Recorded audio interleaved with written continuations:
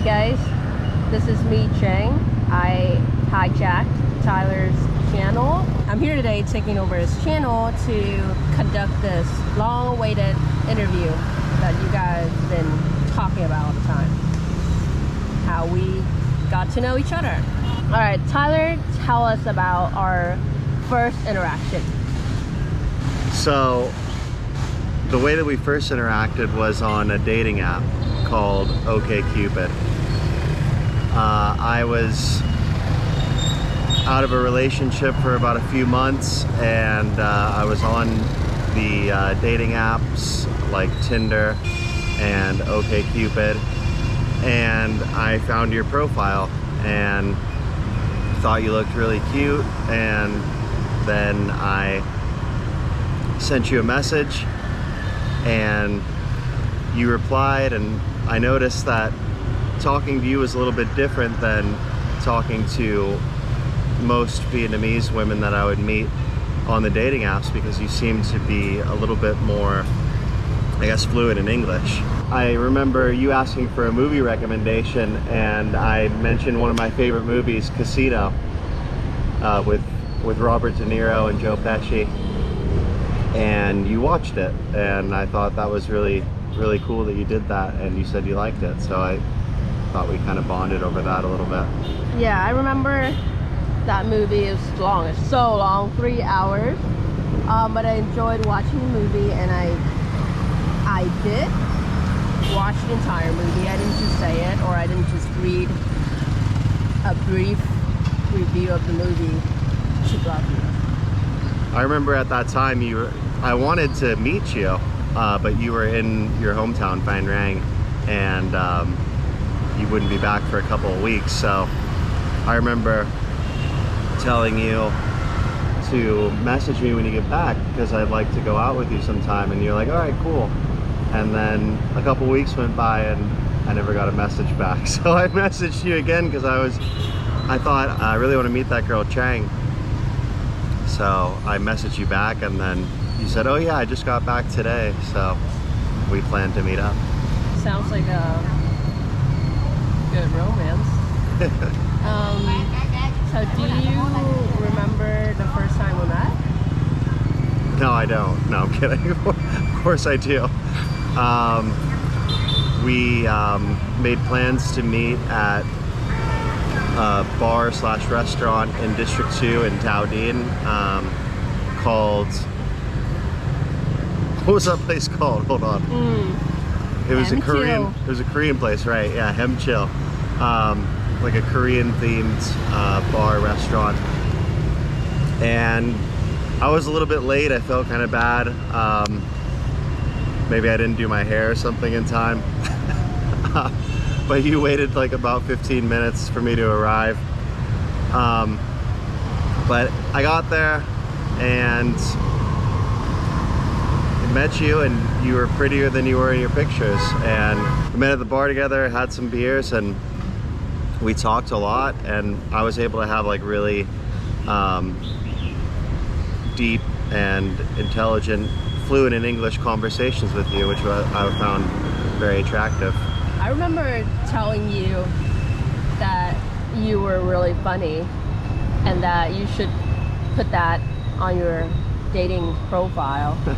Do you remember how you responded to that? Well, I can think of how I would respond now, and it's probably the same way, which is that I think that'd be really pretentious, or a little bit like, I don't know, just strange for someone to put, hey, I'm funny, like on their profile, because it's like, I don't know, that should just come through when you get to know somebody, not have someone say, I promise you I'm funny.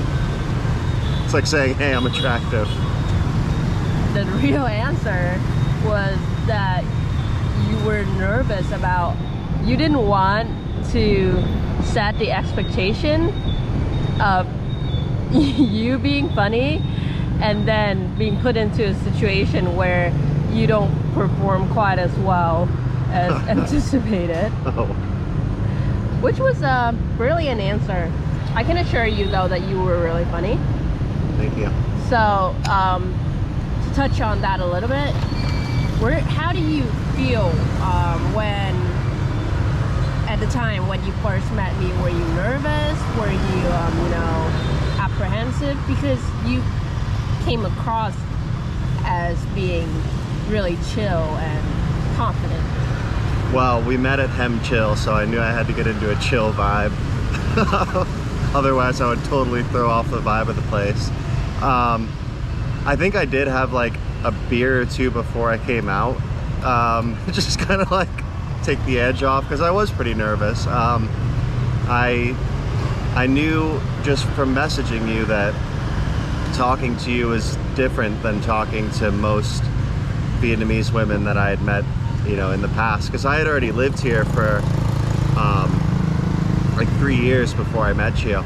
So I had dated Vietnamese women in the past, and I thought you were really special, that, you know, the conversations we had were really smart, and I thought, you know, I hope I don't mess up, or I hope I make a good impression. So yeah, showed up late and tipsy. Well, not tipsy though, I was sober. well, I would give you that you did make a, you know, a good impression on me. Thank you. So how about from your perspective, what was your impression of me when we first met, and why did you come to that conclusion? I mean, I was pretty enamored with you. I thought you were beautiful, that you were even prettier than what I remembered seeing in the pictures, and that I thought you were very intelligent and very funny as well, and we could have like really substantial conversations that were, and you understood humor in a way that was very nuanced and a way that's kind of rare to find out here. So I was just really impressed. I was really excited. I thought, you know, this is someone that I want to keep seeing, and that yeah, I'm really happy that I met you. Well, I'm really glad that you had a good impression of me, you know. I'm happy that we hit it off really well. So let's talk a little bit more about your life at the time. I think everyone would be interested. So what was your life like when you, around that time when you first met me, or what point were you in your life? A little bit. So I was 30, and it was August of 2020. I had just, like about 3 or 4 months before that, I had gotten out of a 2-year relationship. So I think I was, you know, I dated some other women, but I didn't really connect well with any of them. And I was, you know, eager to find someone I did connect with, which, you know, luckily was you at the time. I was teaching English. That's what I was doing for a living. And I was living in this district where we are now in Binh on Quốc lộ 13, QL13, like a street that's a highway, and in a big apartment complex. I was sharing that apartment with a friend of mine named Joe, who he's in some previous videos where I interview him about his girlfriend and him, and also his life here as an expat. I was living with him, and yeah, I was just kind of, I wasn't YouTubing yet. That wouldn't happen until a year later. I was just kind of, it was during the whole, like, there was a lockdown in March, but then everything opened back up here during that time. So I don't know, to some extent I guess I was like kind of thinking to myself, I want to change my life in ways for the better, because some of my freedoms were recently taken away, and then I got them back, and it made me kind of appreciate what I had, but also think about, okay, let's try to make my life different and better in some way. And I was happy because I found Gio, and that did make my life different and better. You didn't mention that recently, before that, you just got out of a relationship. So I understand that the dating scene can be very nuanced. Very nuanced? Very nuanced, yes. So what was your, I guess, expectation going when you put yourself out there again? Well, I sort of understood what wasn't working in my previous relationship and what was missing, and it was really the ability to communicate fully. And that was just a matter of me not being fluent in Vietnamese, and the woman I was dating before not being super good at English either. So that was something where, while I was back in the dating scene, I was kind of prioritizing finding someone I could communicate fully with in English. That's kind of where, I mean, obviously it also helped that you're beautiful too, so. Thank you. Yeah, but I'd say it's pretty rare. I mean, to find someone who can communicate as well as you do in English. And not only that, you're very smart as well, and that's sort of what I was looking for too, is a little bit of intellectual stimulation and the ability to have deep conversations or meaningful conversations, or, you know, sort of grow intellectually with somebody. That wasn't there in my previous relationship, and that was something that I was really looking for in my next relationship. Well, seems like I tick off those criteria. Yeah, you did. So did you think about, you know, subsequent dates after that first date? Yeah, I did. We had a great time that night, and I was definitely eager to meet you again. I was hoping that you felt the same way, and we did meet each other relatively soon after that, I think within the next week. Yeah, I remember always having a good time when I hung out with you back then, and I think that I was really looking forward to seeing you again too back then. I remember you did send me a voice note that said, "I miss you, Ty," and it was really cute, and it meant a lot to me because right before you sent that, I was thinking about you and how I really missed you too and wanted to see you again. So it was like, I don't know, the universe kind of talking to both of us at the time. Yeah, I was at my friend's, and I was talking to my friend about, oh, I just met this guy. It's pretty cool, you know? And I was like, you know what? I'm just gonna send him this voice message to mess with him. No, just kidding. Just to tell him how I felt at the time. And yeah, I think that was really it was really sweet. I'm never gonna forget that. Aw, thank you.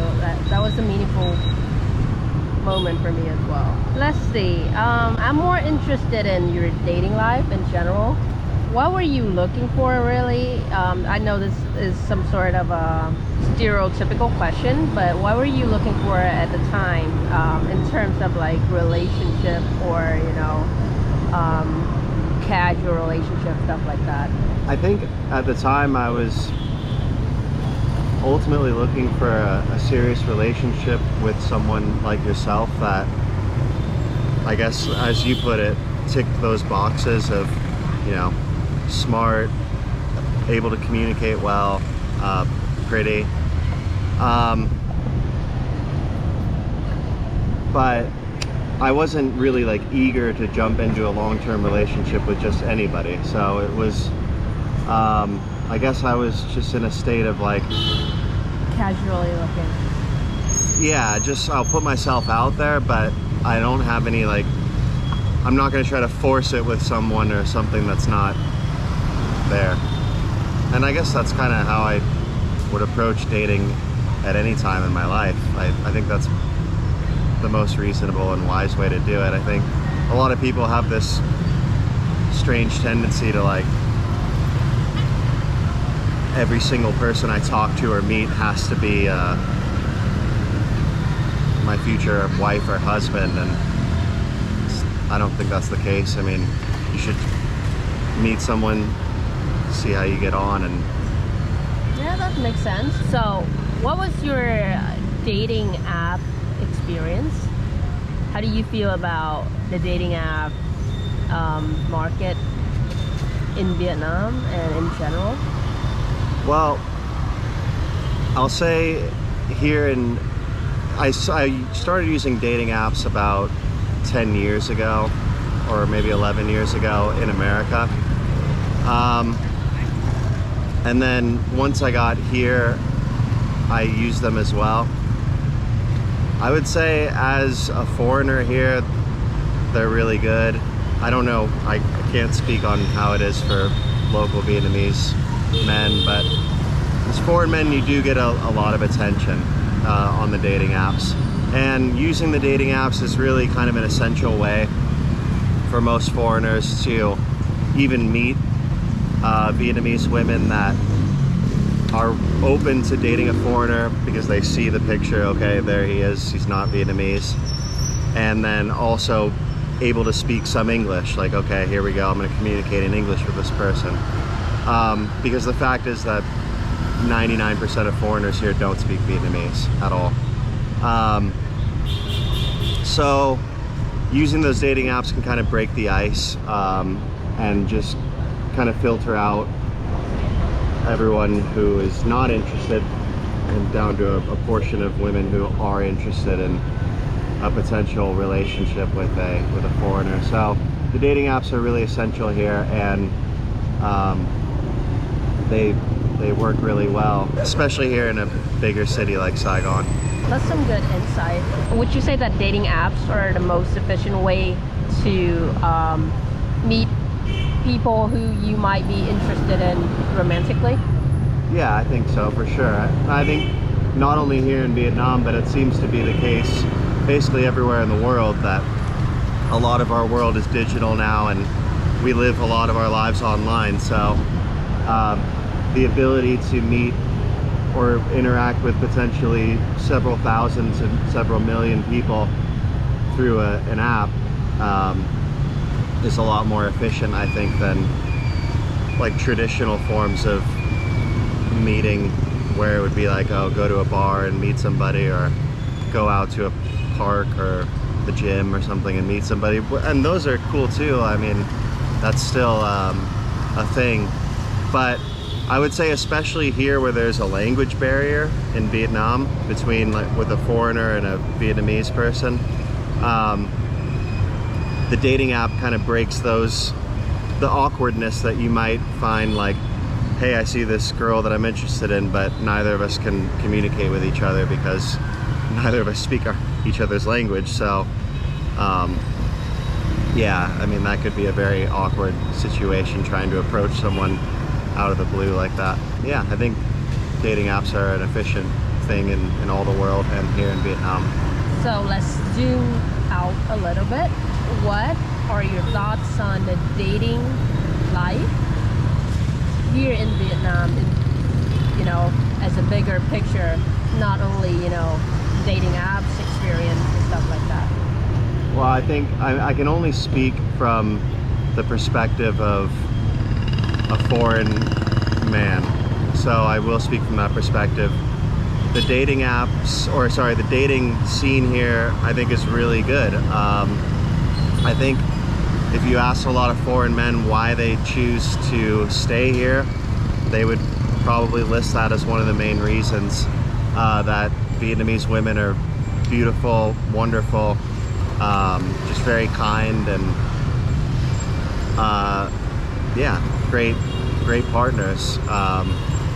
And like I said before, because there's a unique aspect about a foreigner here, it kind of creates this sort of, okay, that's different or exotic, and you do inevitably get a little bit more attention, I think, than you would probably in your home country. At least definitely than I would in LA. I guess I stand out a little bit more here. That's good. I would want to stand out too. You do stand out. You absolutely do stand out, and that's, you know, because you're so smart and beautiful and your English is so excellent. You absolutely do stand out based on your qualities. Thank you. I also think that we click on a higher level in terms of, you know, intellectually, you know. And yeah, I like your looks as well. You like my looks? Yeah. Awesome. I've been growing the beard out, so what do you think of the beard? Adds to your charm. Awesome. Santa Claus charm. Okay, so let's talk a little bit about what you think the dating scene for foreigners in Vietnam is like. You know, if you can represent, you know, the expat community a little bit and, you know, talk about that. Yeah, I think that's touching on what I said before. It's excellent. Vietnamese women are wonderful, beautiful, and as a foreigner here, you're a little bit different, so you're going to get more attention. Yeah, I think, like I said, that's why a lot of foreign men choose to stay here. There will for sure be language will be there, right? When we talk like about a language barrier. right, language will be there. So do you think a language would be a barrier, you know, or a catalyst when it comes to dating here in Vietnam? That's interesting.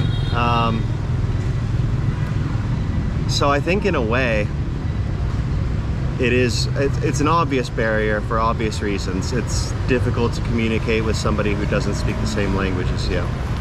But it's an interesting question that you ask because, as I said before, being foreign and being different is somewhat attractive and somewhat exotic. So perhaps it is sort of a catalyst to spark interest between romantic partners when they don't speak the same language, and that sort of adds to this mysterious or different factor that, you know, some people can find attractive. So that's a very interesting thought. For me though, after a few years of being here, I did really crave the ability to like fully express myself in English, and that was one of the main motivators for, I don't know, I guess what I was looking for in the dating scene. Do you think it would be the same for other people, that they would prioritize, you know, communication, or do you think it's other things as well, including looks or background? I think looks are a huge motivator for all men, and I think ultimately, yes, their communication is something you're going to want on some sort of fundamental or deep level, but I don't think every man necessarily is going to be completely turned off if he doesn't have the ability to interact fully in his own language with a woman. I think if a man is a little bit more inclined to having deeper intellectual or just more substantial conversations with their partner, that either becoming fluent in her language or vice versa, she becomes fluent in his language, would become a necessity. But yeah, I think men, the first thing is probably they're going to be motivated by looks, and then after that box is checked, it's like, okay, let's get into the other things. And I think communication for a lot of people would be up there. That's interesting. I wonder how women would feel as opposed to how men would feel? I think women are much less motivated by looks, as you can obviously tell. No, I don't know. I've watched one of these podcasts by Andrew Huberman, who's a doctor of neuroscience at Stanford, and he was talking to a professor from the University of Texas about what the opposite sexes are attracted to in each other. And overwhelmingly, yes, men are attracted to a woman's looks, but women, it's much less so. It was more of a well-rounded, like, looks, what can this person kind of provide, stability, that sort of thing. Whereas for men, it was kind of overwhelmingly how hot is this person. Based on that, what kind of advice would you give to both men and women looking to date someone in Vietnam? Well, so are we talking about like foreign men and women? Could be anything. Anybody? You're thinking of, yeah. Well, I would say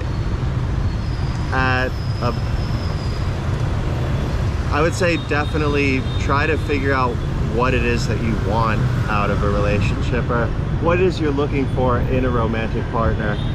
Because the more that you can kind of like understand what it is that you need romantically or what attracts you, the better chances you have of like going out and finding that. So I think that's all the questions I have for you, Tyler, in this interrogative session. Interview. Just kidding. This interview. interrogation. Yes, this should suffice so far. So thank you so much for answering all the questions to the best of your ability. And I think those are very insightful and valuable views that you can somewhat impart on your viewers. Yeah, thank you for taking the time to interview me. You asked really, really great questions that were thought-provoking, and I do think that this would bring value to people who are not only interested in how we met, but also interested in what the dating life in Vietnam is like in general. Thank you guys for watching. Tyler hopes you liked the video, and if you did, please leave a like and subscribe to the channel to support the growth, and leave any comment that you have. We'd be happy to hear from you guys. You've heard that so many times. You did a really good job with that. And he'll see you in the next vlog. Peace. Awesome. Peace.